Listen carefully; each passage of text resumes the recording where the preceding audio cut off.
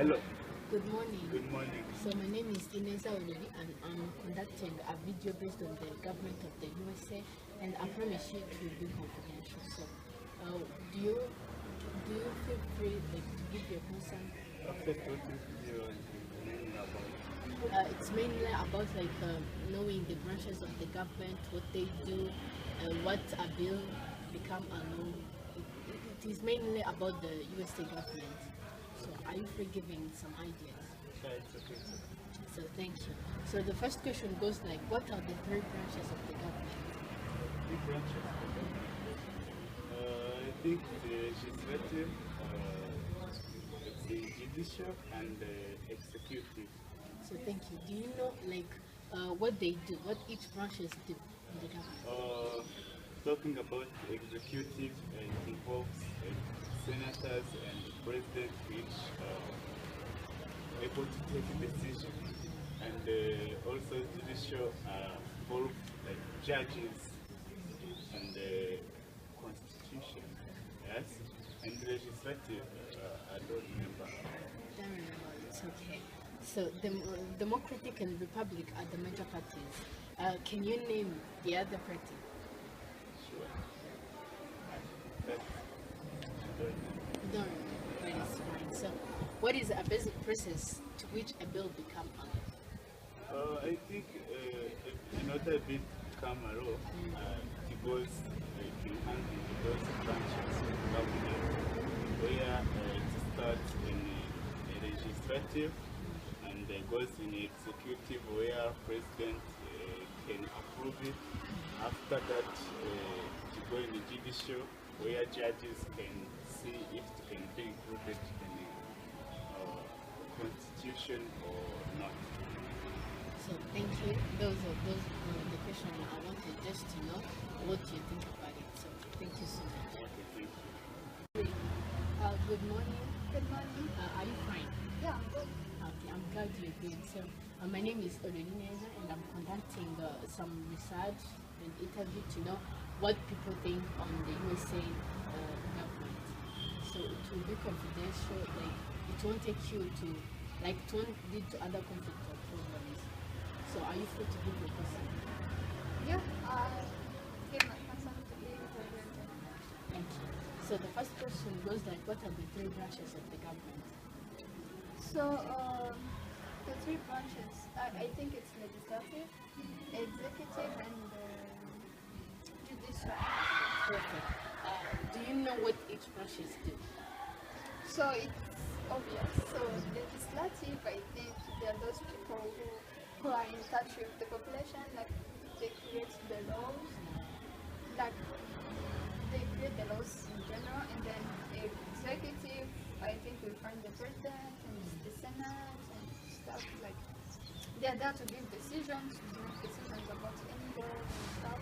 And then for judicial, I think that's where we have judges and laws and the courts, everything like that.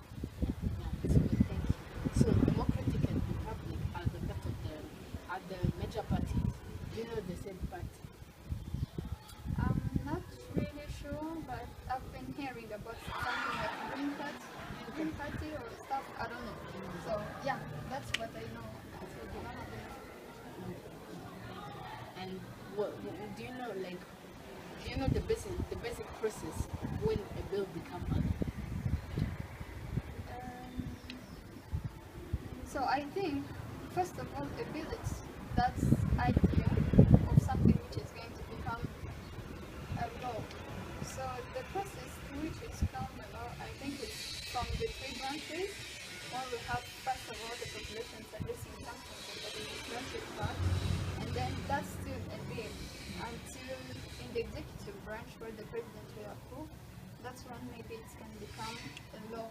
But then it has to go into judicial branch where they have to evaluate it and see whether it is under the constitution and stuff for it to get maybe an amendment or to be approved, like to be applied.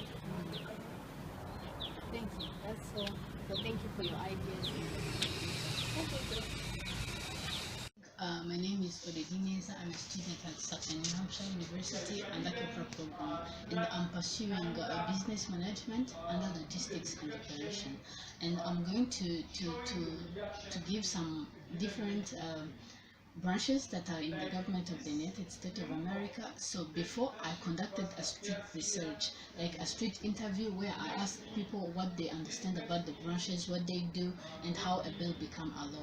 And here I'm going to clarify some of their ideas. For instance, by starting with the first question that says, what are the three branches of the government? So I agree with what Esther and Anastasia say. They say that the United States of America has three branches, which are judiciary, executive, and legislative. So and also from it, they outline some of their activities. What does two branches do? Legislative, what they do, they just make laws. They have two parts, which are senators and House of Representative. The United States of America has 100 senators and 435 House of Representatives, which means each state has two senators and two House Representatives. And also, judiciary, what the judiciary department, what they do, they interpret that laws according to the constitution. When I say constitution, understand that it is a way to which, like, the government give a people a given direction or organize a given population based on the rules just to be on the same page. And also it has two parts, Supreme Court and 9 justice. And also executive, it is the part of the branches that we fund a president. And here a president should be a high sense of purpose, should have a hope and dream of the United States of America, should pay attention on partial matters like job, peace, and prosperity. And also him or her must be tough, decisive, and competent. And also, to continue on the second question that says, what does each branches do? Like the balance, the check and the balance. How do they connect? So I agree with what Esther said, whereby he mentioned that a law, like a bill, become a law by passing those bills into those three branches. For instance, I can say the point when they are connected is really explained by a check and balance, where a legislative, just as I said, they make laws, and judiciary can vote that law or can represent that law in different departments, which means when a bill, it's like an idea, where an idea starts with a legislative, then a legislative passes it to a judiciary, which means they can vote it or they can make it a law. And also a legislative, as I said, they make laws, but judiciary can declare that laws as they can declare that laws as unconstitutional, which means it is not really attractive, or it can't change anything in the society. And also they have the same mission and vision, just to protect the environment, as well as to put this population on a given page, to have the same understanding. And also the legislative branch has a purpose to approve a presidential nomination.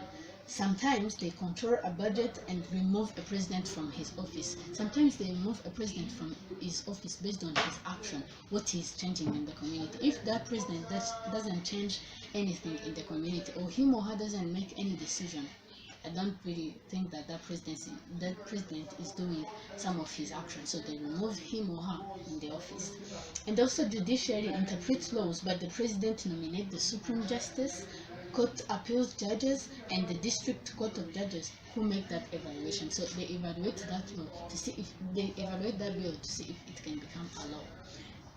That's all I have on what a balance check on how those three branches communicate, which means there is they take a decision by passing through those three branches.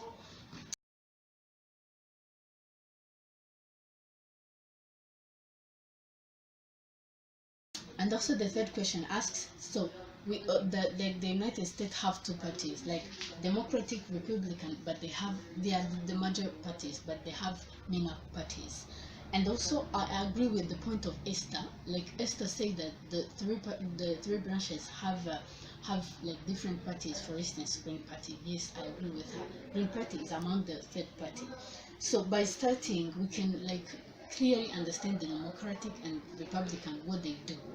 Democratic wrote between John Adams and Thomas Jefferson in 1800 to 1828 years. So in 1828, Andrew Jackson became the first president of the new party, and they held in the green, like in the White House in 1860. But the Republican in 1856, the North abolitionist movement gave birth to a new party which is called Republican. And Abraham Lincoln was the first, I can say, was the first successfully president candidate for the president in 1860. And also in 1864, it where those two parties were marked to be the most active parties in the United States of America. And as the map shows, the Republican are in the north part and the Democratic are in the south part. So then let's talk about the third part, which is called interest group. What are the criteria of success for any group to be among those interest group?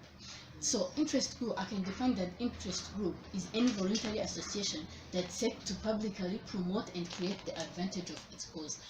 Like for instance, when we can create a party that have a great impact on the society or on the government or any financial position for the government, which means that we have an impact on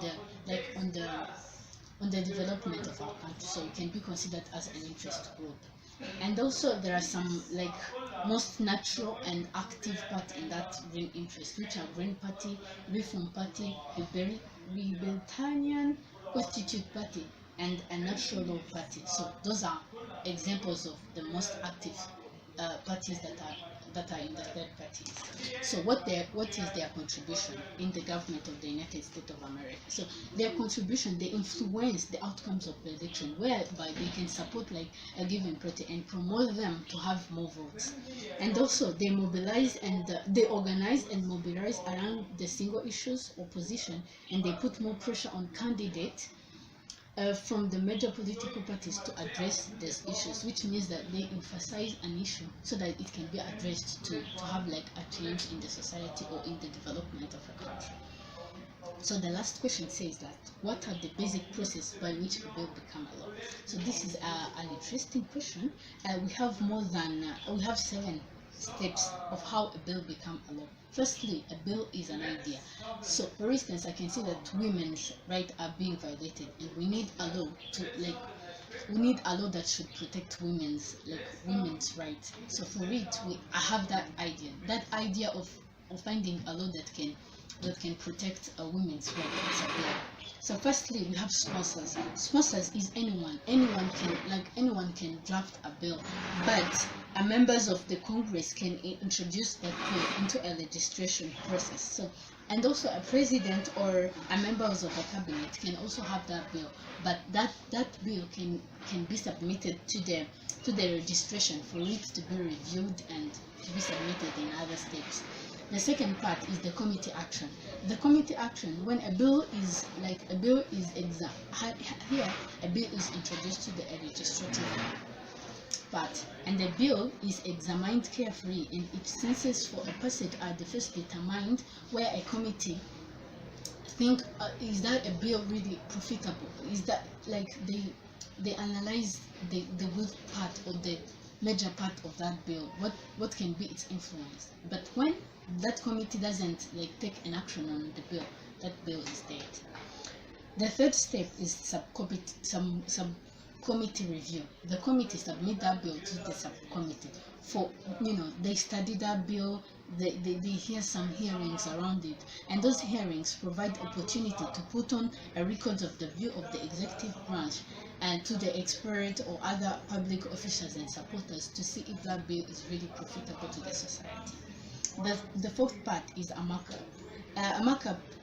They meet with the whole committee, the members of the whole committee, to see if to vote for that bill. If it can be a law, they vote it. If it can have a great impact on the society, and when that bill have more votes, it is sent to the floor. And also the fifth part is the committee action the committee action to report a bill, which means that committee report that bill if they have many votes. And here, the full committee votes on it, like a recommendation on House and Senators process, and this process is called ordering a bill report, which means like they examine it and report it. Either House representative and senator examine it and think if it can be profitable to the society, and that process is called ordering a bill report. So they send it and have another meet. The sixth step, the voting. Here, after a debate and the approval, it passed or defeated by the members of the voting. So that bill can be passed to the president or the other steps based on the vote it has. So the final step, it is the final action where that bill is sent to the president. Here, when the president approves it, he signed it and just approve it. But when the president doesn't react after 10 days, that bill automatically become a law. And sometimes a president may just want that bill to be a law. That process is called veto. But when the Congress may attempt to override the vote, the veto, to override the veto. So when both senators and House representatives pass the bill, but vote the bill on a third of it, like 2/3 votes of majority, the president is overruled and the bill become a law. Which means like when they vote it again and again and they find a third of it, so that law become that bill become a law. So thank you so much for your kind attention. Those are like what I searched for, and this was an interesting video to shoot. So thank you so much.